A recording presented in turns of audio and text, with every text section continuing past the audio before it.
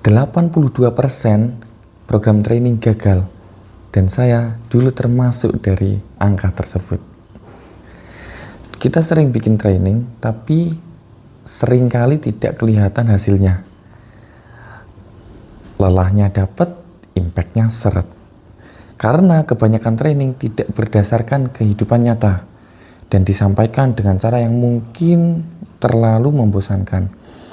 Jadi, bagaimana cara membuat training yang berdampak? Kita langsung saja masuk ke pembahasannya.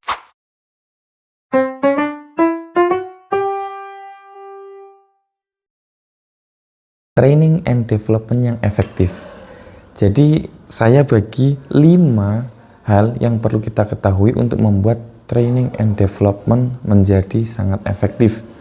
Dan hal-hal ini yang mungkin teman-teman kurang sadari dan kurang pedulikan ketika melaksanakan atau mengevaluasi training itu. Yang pertama adalah kenapa banyak training yang gagal. Terlihat remeh mungkin, tapi kita perlu ketahui hal-hal yang membuat training itu gagal, sehingga kita nanti akan tahu langkah berikutnya apa. Yang pertama adalah tidak berdasarkan kebutuhan nyata. Jadi kalau training dilakukan berdasarkan asumsi, itu akan membuat training yang kita jalankan bisa dibilang percuma. Karena training yang berdasarkan asumsi, entah itu dari HRD sendiri, dari atasannya, maupun titipan training dari kebutuhan sertifikasi, misalkan ISO, sertifikasi produksi, sertifikasi manajemen gitu. Kalau titipan seperti itu tidak disesuaikan, ya akhirnya trainingnya hanya sebatas administratif saja. Akhirnya tidak dijalankan dengan atau sesuai dengan kebutuhan yang nyata. Yang kedua adalah mungkin sudah sesuai dengan kebutuhan, tapi materinya yang tidak relevan. Ketika kita membuat materi, kita harus benar-benar sesuaikan dengan relevansi dari yang diberikan training gitu ya. Misalkan, kalau kita butuh mentraining seseorang untuk mendapatkan skill perpajakan misalkan, ya di training kepada orang yang akan megang pajak itu, akan megang pekerjaan pajak gitu. Jangan di training kepada karyawan yang salah atau yang mungkin dia akan merasa, loh ini nggak relevan bagi saya gitu. Yang berikutnya adalah metode penyampaiannya membosankan. Seringkali trainingnya sudah sesuai kepada orang yang tepat, dilakukan di momen yang tepat, tapi cara kita menyampaikan materinya yang tidak sesuai. Tentu metode pemberian materi ini sangat banyak. Saya pernah mengikuti atau ketika melakukan sertifikasi master trainer waktu itu mendapatkan 12 metode yang itu beberapa diantaranya di luar dari pemahaman saya waktu itu. Jadi ada 12 metode, itu pun masih di satu pelatihan itu saja. Bisa jadi di pelatihan lain ada metode-metode yang berbeda lagi. Role play, simulasi, PowerPoint dan lain-lain gitu kan. Dan di situ dari 12 metode itu harus benar-benar kita pilih kombinasi yang tepat untuk melakukannya. Kalau tidak ada metode yang dipakai atau asal-asalan,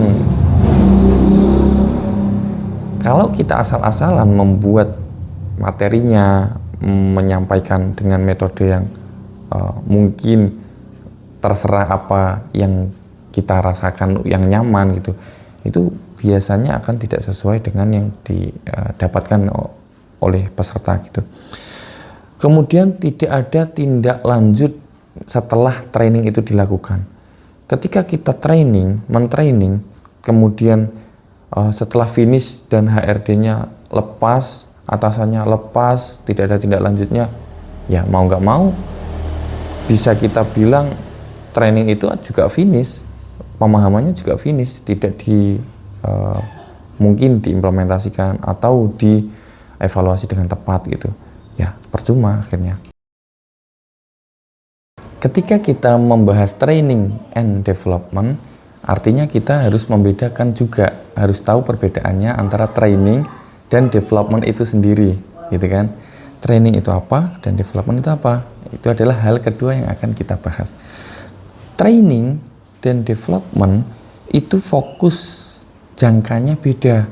Kalau training jangka pendek, kalau development jangka panjang.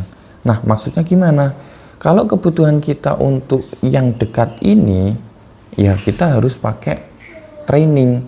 Kalau yang jangka panjang, yang lama, ya kita harus pakainya development gitu. Let's say kalau accounting tadi butuh pembelajaran tentang pajak, berarti ikutnya training karena akan langsung diimplementasikan gitu. Dan training itu biasanya skill spesifik, perpajakan, kemampuan mengetik, kemampuan presentasi, hal-hal semacam itu. Sedangkan development itu untuk pertumbuhan menyeluruh. Artinya nantinya ketika seseorang mau dinaikkan jabatannya misalkan gitu kan, dia harus butuh kemampuan untuk managing task misalkan, atau kemampuan untuk managing people. Nah, itu hal-hal yang termasuk pada development. Intinya adalah training itu untuk performa yang sekarang dan development untuk performa di masa depan gitu. Nah, dari hal-hal ini ada hal ketiga yang harus kita ketahui dan mungkin berupa intinya malahan ya, yaitu adalah langkah efektif training. Kalau kita sudah tahu yang menjadikan training itu gagal apa, kita sudah tahu perbedaannya apa, sekarang langkah efektifnya bagaimana. Training itu harus dilakukan step-stepnya bagaimana gitu kan. Yang pertama adalah training need analyze. Training need analyze itu menganalisis gap antara kebutuhan yang akan ditrainingkan dan kemampuan dasar yang sudah dimiliki oleh karyawan tersebut. Kalau karyawannya sudah bisa A, kita training A, ya ngapain? Kita harus lihat gap kemampuannya dulu. Kalau sudah dapat gapnya, kita bisa melakukan training itu. Gitu. Nah, gap analysis ini bisa dilakukan tidak hanya oleh HRD saja, boleh dengan atasannya, malah harusnya dianjurkan dengan atasannya gitu kan, atau dengan pihak-pihak yang mengetahui performa dari setiap karyawan yang ada itu. Kemudian yang kedua adalah desain program. Ketika kita sudah tahu gapnya, kita harus mendesain program pelatihannya dengan baik. Pelatihannya dinamai apa, lokasinya di mana, metode yang mau dipakai apa, materinya yang bagaimana, sumbernya dari mana saja gitu kan. Desain program ini yang biasa kita lakukan khususnya ketika orang nggak tahu harus berasal dari mana trainingnya gitu, hanya desain program saja gitu. Tapi desain program ini memang intinya gitu. Kemudian berikutnya adalah pelaksanaan. Setelah kita mendesain, pelaksanaannya itu juga kita harus pikirkan. Kadang-kadang kita ngerasa oh ini desainnya sudah bagus, ketika pelaksanaan ya wes dilaksanakan aja gitu kan. Tapi ternyata pelaksanaan ini juga penting untuk diperhatikan.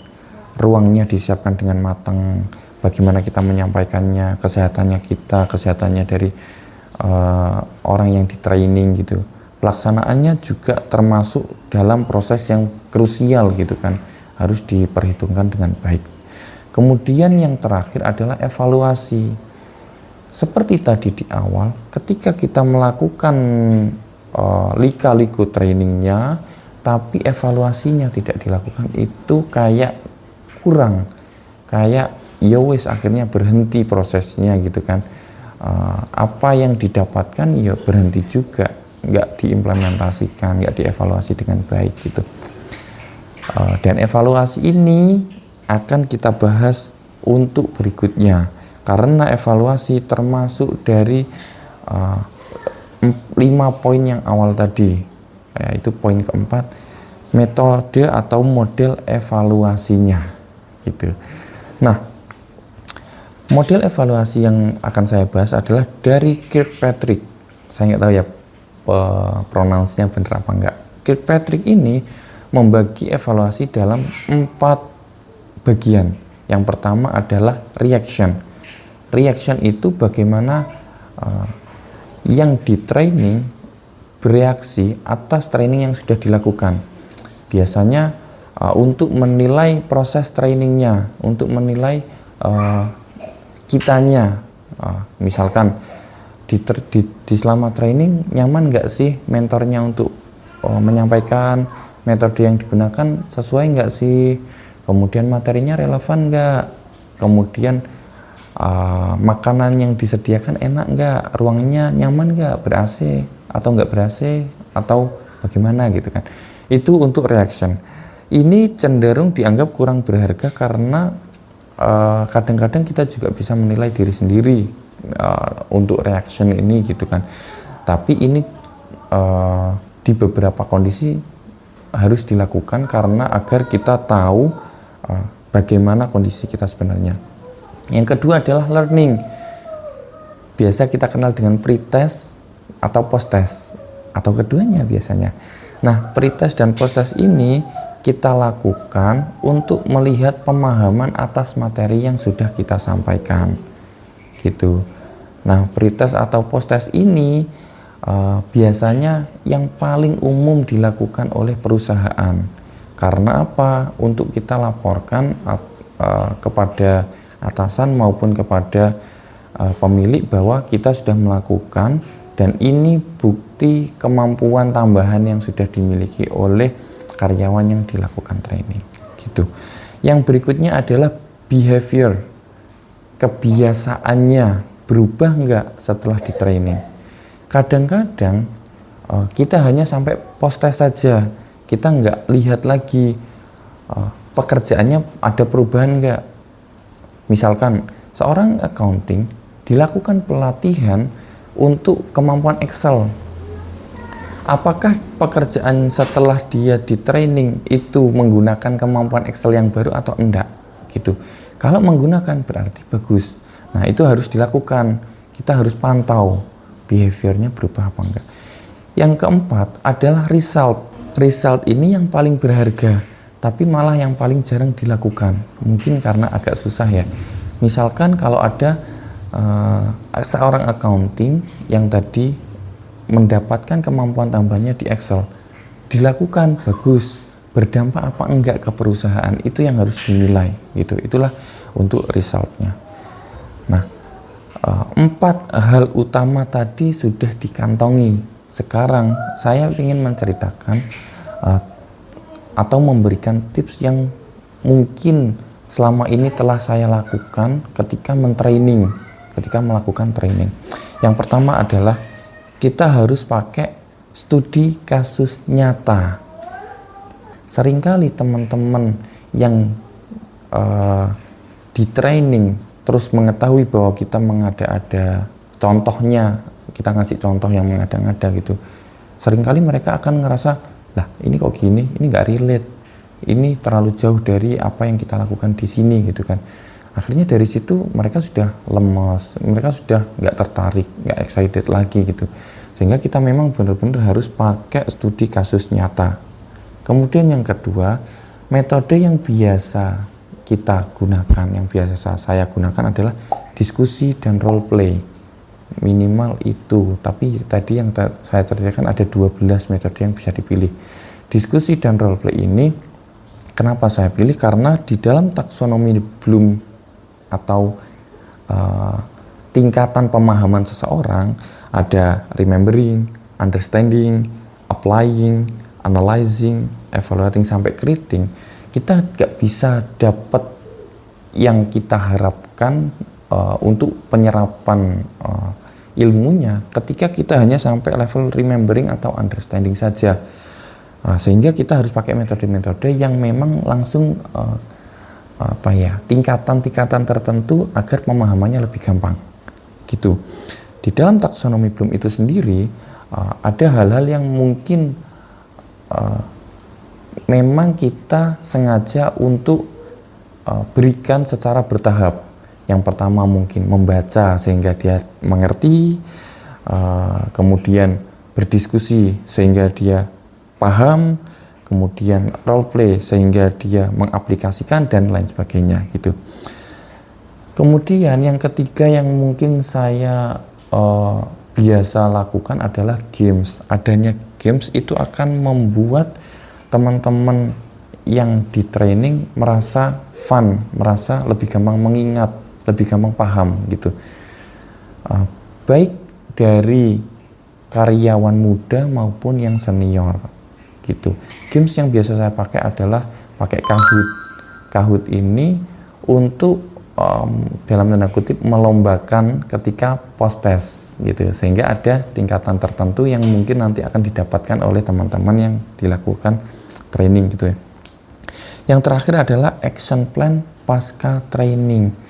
Kita nggak bisa training terus finish gitu, bener-bener yang kayak percuma kita mentraining. Kita harus lakukan action plan yang jelas. Setelah training harus ada apa, dengan siapa, PIC-nya siapa, penanggung jawabnya siapa gitu kan. Harus ada langkah-langkah pastinya ketika kita setelah melakukan training gitu. Terakhir, training itu bukan event tapi proses perubahan gitu. Oke, mungkin itu hal-hal yang bisa saya sampaikan. Sampai ketemu di video-video selanjutnya.